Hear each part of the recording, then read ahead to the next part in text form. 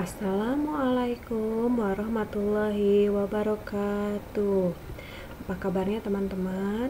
Alhamdulillah kita masih bisa berjumpa kembali ya. Masih di pembelajaran tematik. Tapi kali ini kita sudah masuk ke tema 1 subtema 2 karena subtema 1 sudah selesai. Kita hari ini belajar tematik tema 1 subtema 2 pembelajaran 1 dan 2. Kita lanjutkan, disiapkan dulu buku tematiknya ya. Nah, seperti biasa, sebelum kita memulai pembelajaran, Ibu akan memberitahukan terlebih dahulu tujuan pembelajaran kita hari ini. Tujuan pembelajarannya adalah yang pertama, dengan mengamati gambar, siswa dapat mengetahui aktivitas-aktivitas manusia yang memanfaatkan organ manusia secara rinci. Dan tujuan yang kedua adalah dengan kegiatan membaca, siswa dapat menentukan ide pokok setiap paragraf dalam bacaan secara percaya diri. Nah, sekarang teman-teman kita buka bersama-sama ya buku tematiknya. Ada di halaman yang itu halaman 56 ya. Kita mulai pembelajaran 1 subtema 2. Kita buka sama-sama halaman 56. Ya. Lihat, kita perhatikan gambar ini ada di halaman 56 tadi ya. Lalu setelah diperhatikan kita coba isi jawabannya, pertanyaannya. Nomor 1, peristiwa atau objek apakah yang nampak pada kedua gambar di atas? Ini gambarnya ada 2, 1, 2. Yang pertama dulu. Ya, yang pertama adalah anak kecil yang sedang menggunakan sepeda. Kalau yang kedua apa? Yang kedua, ada seorang bapak yang mengendarai sepeda motor. Sekarang kita lihat nomor 2. Menurut pendapatmu, aktivitas pada gambar manakah yang menyehatkan? 1 atau 2? Menurut pendapatmu yang menyehatkan? Jawabannya yang pertama ya, yang mengendarai sepeda. Tahu nggak kira-kira alasannya? Karena ya, bersepeda melatih fisik yang melibatkan bagian tubuh. Sekarang soal yang ketiga, benarkah aktivitas manusia seperti bersepeda, berjalan, berlari, dan lain-lain sangat dipengaruhi oleh kerja organ gerak manusia? Benar tidak?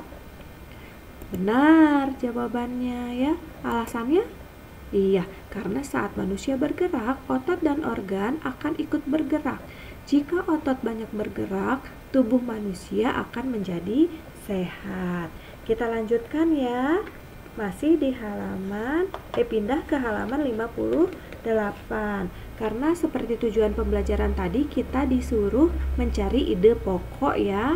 Kita baca sama-sama halaman 58, teks yang berjudul bersepeda. Iya, sudah dibuka, judulnya bersepeda. Ayo membaca. Nah, karena kegiatan menemukan ide pokok sudah pernah Ibu terangkan, maka hari ini tidak akan Ibu terangkan lagi ya. Kalau kamu sudah tidak ingat, bisa diulang lagi materi yang pernah Ibu sampaikan pada subtema 1 sebelumnya. Jadi, untuk kali ini Ibu tidak akan bacakan, tapi kita akan cari sama-sama ide-ide pokok yang ada di paragraf atau teks bacaan ini.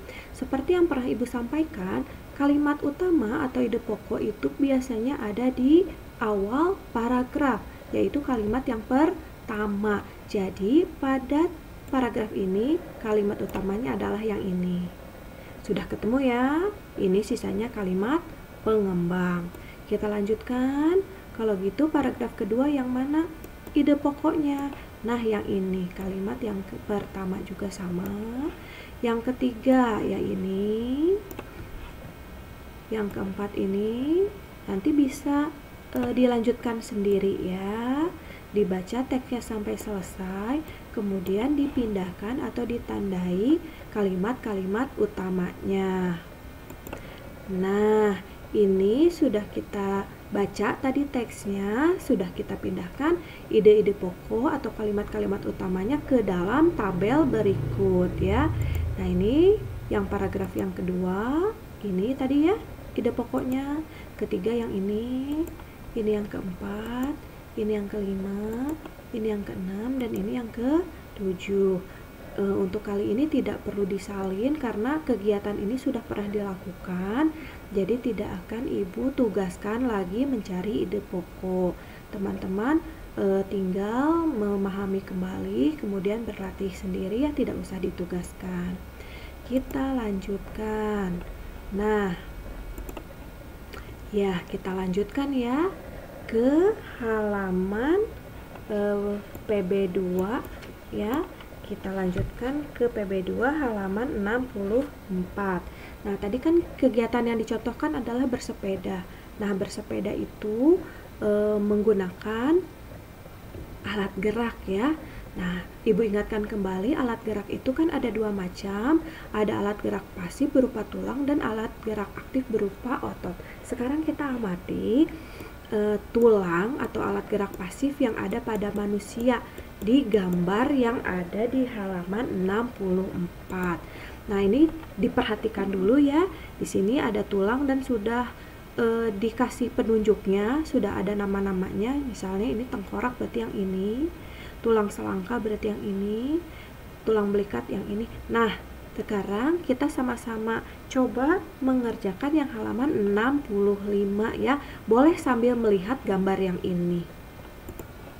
Ya, sambil dilihat, kita sama-sama mengerjakan dengan cara menarik garis. Nah, kita lihat ini tulang lengan atas yang ini, tulang hasta yang ini, tulang pengumpil yang ini ya. Kemudian tulang pergelangan tangan yang ini, tulang telapak tangan yang ini. Nah, ini adalah tulang pada lengan manusia. Nah, kita lanjutkan ke yang lengan yang berikutnya, yaitu pada tulang pada kaki manusia. Sama-sama kita isi juga ya. Nah, tulang paha yang mana? Yang ini. Kemudian tulang kering yang ini, tulang betis yang belakang ya, tulang tempurung lutut yang ini. Ini dikerjakannya sambil dilihat gambar yang tengkorak tadi ya. Lalu tulang pergelangan kaki ini, tulang telapak kaki, tulang jari kaki. Setelah mengetahui mana nama-nama tulang pada manusia, kita lanjutkan dengan mencari fungsi-fungsinya. Tulang-tulang itu gunanya untuk apa sih? Fungsinya untuk apa? Nah, ini sudah Ibu berikan jawabannya ya. Nanti teman-teman tinggal dibaca lagi, kemudian diingat-ingat, dihafalkan. Jadi tulang hasta itu berfungsi dalam memungkinkan pergelangan tangan untuk memutar. Tulang lengan atas ini maksudnya ya, untuk menggerakkan lengan terutama bahu dan siku. Pengumpil juga menggerakkan tangan terutama tangan bagian bawah. Tulang pergelangan tangan itu menghubungkan tulang jari dengan tulang pangkal tangan. Tulang telapak tangan itu memberi bentuk tangan, juga menghubungkan tulang pergelangan tangan. Tulang paha menghubungkan tulang bagian pinggul dan lutut untuk menyangga badan pada saat berjalan. Tulang kering gunanya atau fungsinya memompa postur ketahanan tubuh, menumpang ya, dan membantu pergerakan kaki bawah. Tulang betis menyangga badan agar kuat dan seimbang dan tempat melekatnya otot kaki. Tulang pergelangan kaki menahan beban dan menahan beban penting yang dibentuk oleh tulang betis dan tulang kering. Kemudian tulang telapak kaki fungsinya sebagai pijakan agar saat kita berjalan itu seimbang, dan tulang jari kaki itu untuk keseimbangan. Jadi ketika kita berlari atau berhenti bisa juga sebagai tumpuan. Iya, kita lanjutkan ya. Nah, itu sudah cukup jelas tulang-tulang ya, nama-namanya, kemudian fungsi-fungsinya apa. Kalau Ibu menerangkannya terlalu cepat, video ini kan bisa dijeda, kemudian bisa dicoba lagi untuk diputar kembali ya. Nah, tugasnya yang mana? Tugasnya satu saja, menjawab pertanyaan halaman 69. Jawabannya ditulis di buku tulis ya, yang ini, yang kolom seperti ini, ditulis di buku tulis. Ya, sekian saja materi dari Ibu.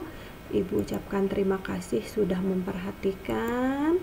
Mudah-mudahan tidak ada kesulitan lagi ya dalam mengerjakan. Ibu akhiri dengan ucapan wassalamualaikum warahmatullahi wabarakatuh.